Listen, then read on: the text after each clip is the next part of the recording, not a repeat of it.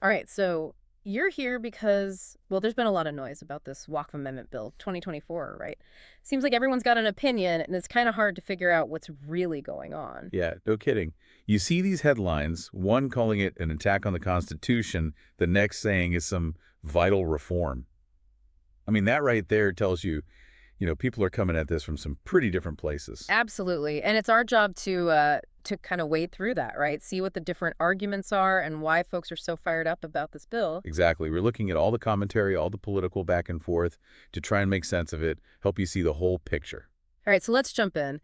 One group that's been very vocal is Congress. They've come out pretty strongly against this bill. Yeah, they have. I mean, you've got Jairam Ramesh, their communications head. He's straight up calling this a strategic assault on secularism in India. That's a pretty big statement. It is. So what exactly are they saying? What's at the heart of their argument? Okay, so Ramesh, he's arguing that this bill is basically trying to chip away at the Constitution, specifically the parts that guarantee everyone equal rights, regardless of what they believe, no matter their religion. Right, so it's about protecting those fundamental rights. Right, and he sees this as part of a bigger pattern. Yeah. It's not just about this one bill, it's about a direction he sees things moving in. And for him, secularism, especially in the Indian context, it means the state treating all religions equally, protecting minorities. And he's saying this bill goes against that. So he's essentially saying it's not upholding that equal respect and protection. That's exactly it. And one specific point they keep bringing up is the role of institutions that oversee Waqf properties. This bill seems to be diminishing their role, and that's a huge concern for Congress. Why is that such a sticking point for them, the WAF properties and these institutions? Well, Congress sees these institutions as crucial. They allow minority communities to manage their own religious affairs, their endowments, take care of their own business, so to speak. Makes sense. So to them, reducing the power of these institutions means weakening the autonomy of these communities.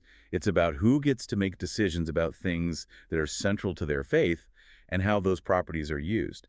You can see why the language they're using is so strong. It reflects a really deep opposition. Yeah, it's not just a disagreement. It's like a fundamental clash of ideas. Exactly.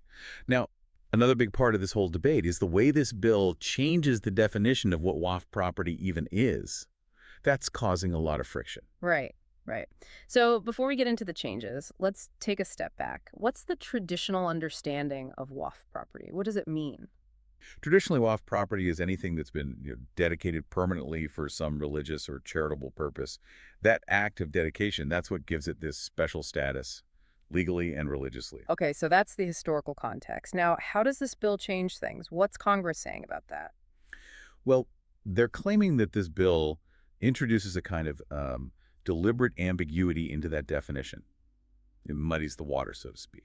Deliberate ambiguity. That sounds like a recipe for trouble down the road. Right, because when things aren't clearly defined, you open the door to a lot of legal challenges, different interpretations in the courts.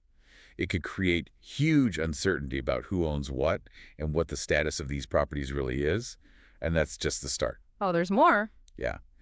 They're also really worried about the removal of the WAF by user principle. That's been a key part of how WAFTN properties have been recognized historically. WAC by user. That's not exactly a term you hear every day. Can you break that down for us? Sure. So this principle basically said if a property's been used for religious or charitable purposes for a long time, continuously, it's considered WAF, even if you don't have all the official documents to prove it. Oh, so it's about acknowledging long-standing practices. Exactly.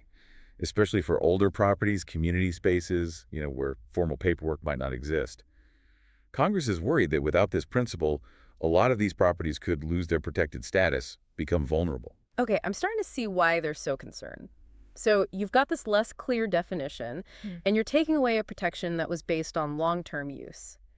And then, on top of all that, there's this claim that the bill actually gives new legal protections to people who have encroached on Waqf land.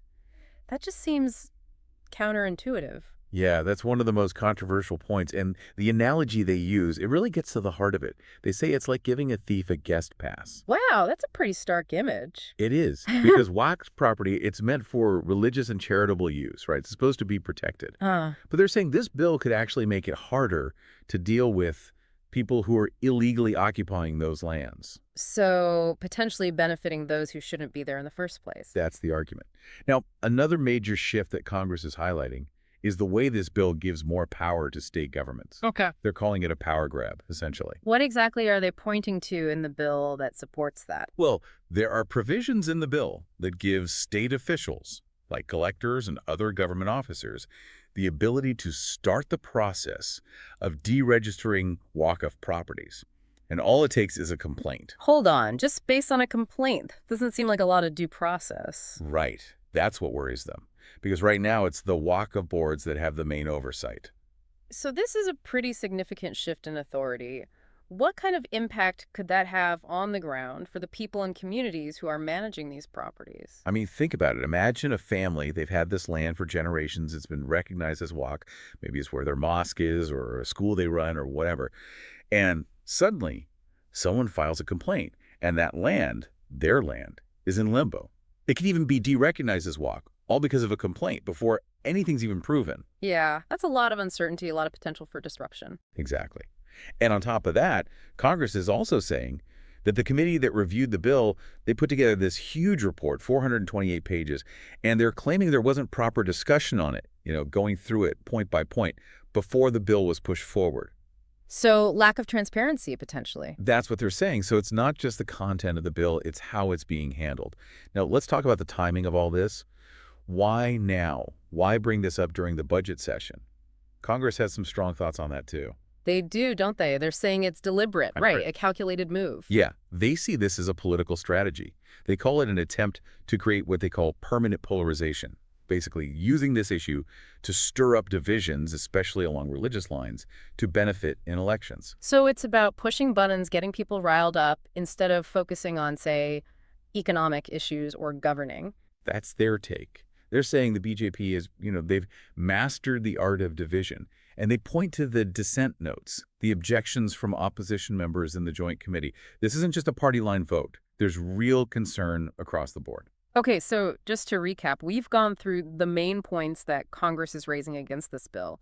It comes down to how it changes the definition of Waqf property, the shift in power to the states, the potential harm to communities and their long-held practices, and the political motivations behind it all. Yeah, that sums it up pretty well. And it's important to remember this is about more than just land ownership.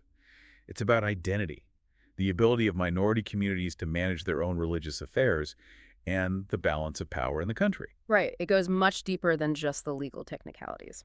So as this bill moves forward, there are clearly a lot of conflicting views on what it aims to do and what the consequences will be. It really makes you think about whose voices are being heard, who might be left out, as this whole thing plays out. Absolutely. Right. And that's something for all of us to think about, right? Whose perspectives are shaping this debate, whose concerns are being addressed, and whose might be getting lost in the noise. It's definitely a situation that demands our attention and a lot of careful thought.